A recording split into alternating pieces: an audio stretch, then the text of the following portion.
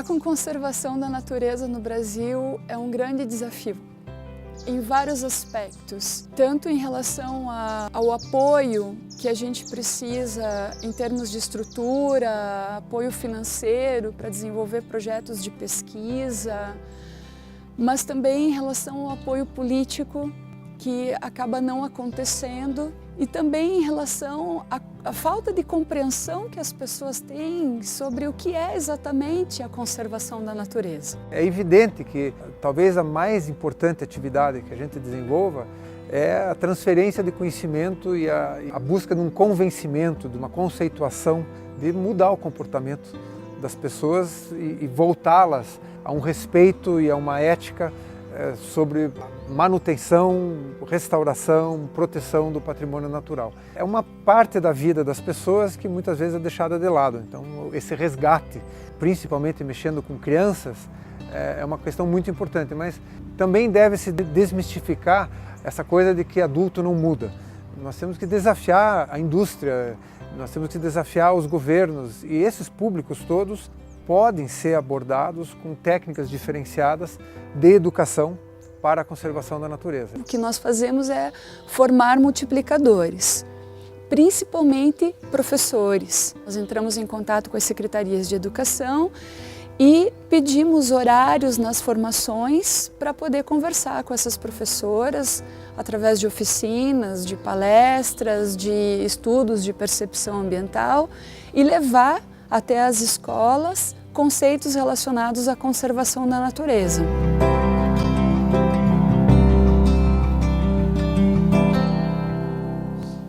Esse lugar é uma esponja que absorve a água da chuva e manda para o lençol freático. Desmatou, secou. Desmatou, a chuva cai na terra, escorre, assoreia tudo lá no rio, acaba a fertilidade do solo, a água não entra no lençol freático e o rio seca porque ele vai assoreando. Nesses 17 anos, o que diferencia essa formação de hoje das outras são as informações mais amplas, mais específicas, eu acredito até que passadas de uma maneira mais clara.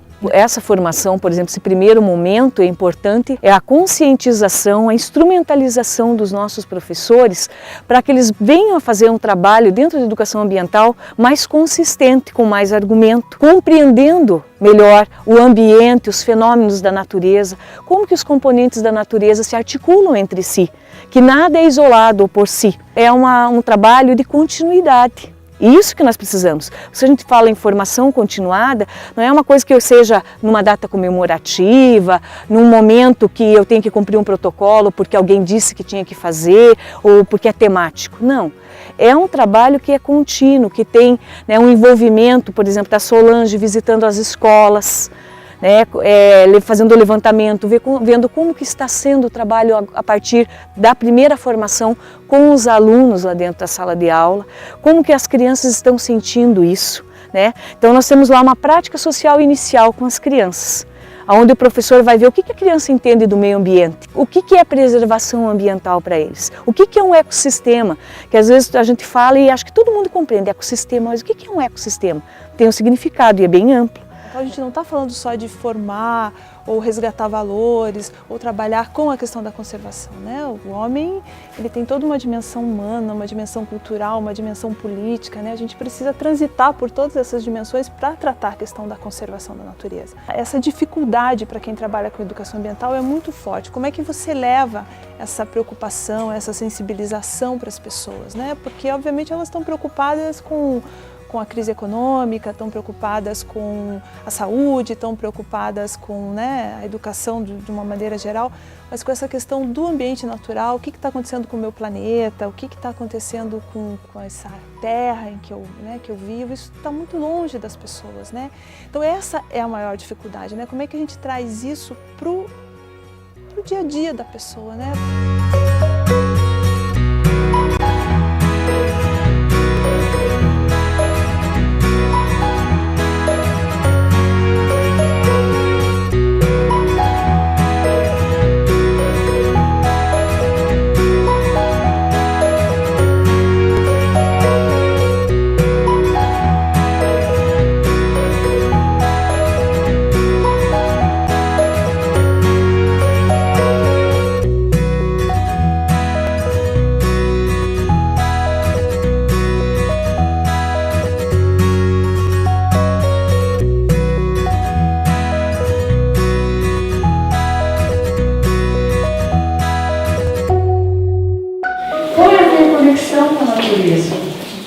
E vejam, por que isso é tão importante? Eu acabei de perguntar aqui para vocês, educadores, o conceito de conservação da natureza, e olha o tempo que levou para aparecer o ser humano. Isso é um reflexo da desconexão. Nós não nos incluímos no meio natural. Nós estamos de fora. A natureza está lá e eu estou aqui, eu não pertenço. Eu estou na cidade, ou eu estou numa comunidade, eu estou protegido por uma casa com água encanada, com luz elétrica. Eu não pertenço ao meio natural. Quando, na verdade, sim, nós pertencemos, nós somos mais uma espécie nesse planeta que interage com o meio natural através do consumo. Estar e ser por inteiro. Quando a gente está num lugar, principalmente na educação, uma das coisas que a gente tem que ter é isso.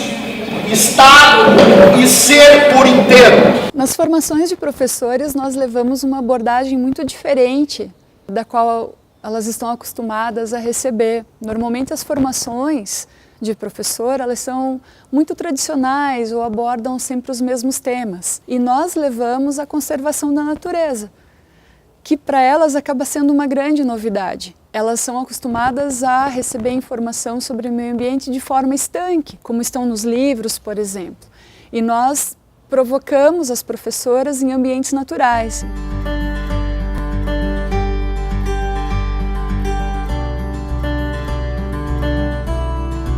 Tudo que a gente construiu até hoje em termos de educação ambiental, nós estamos começando a colher esses frutos. As primeiras crianças que passaram por esse processo de formação, hoje já são adolescentes, jovens, né? Já são casados. Houve uma mudança de comportamento, houve uma recuperação, né? Nós temos aí, tanto na fauna como na flora, encontrando animais, podendo vivenciar o dia a dia, percebendo que algumas espécies estão retornando para o meio ambiente. Então, pode-se dizer que os primeiros que foram trabalhados já está aparecendo.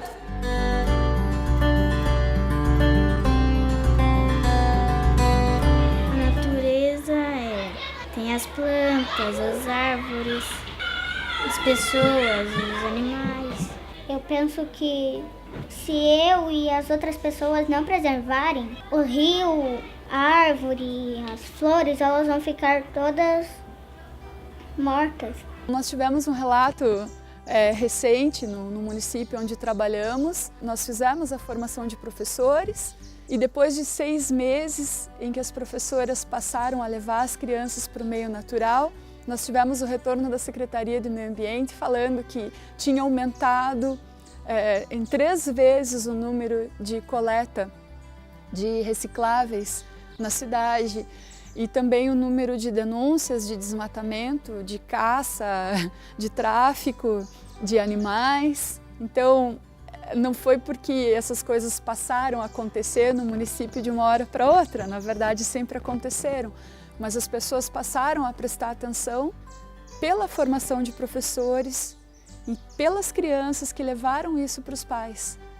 Então, a comunidade como um todo passou a fazer denúncias e a cobrar da Secretaria de Meio Ambiente desse município atitudes em relação ao meio ambiente, né? Então esse tipo de retorno é muito bacana e vem do trabalho do professor, que é o professor brasileiro, que por si só já é um forte, né? Já faz coisas espetaculares nas condições que eles trabalham.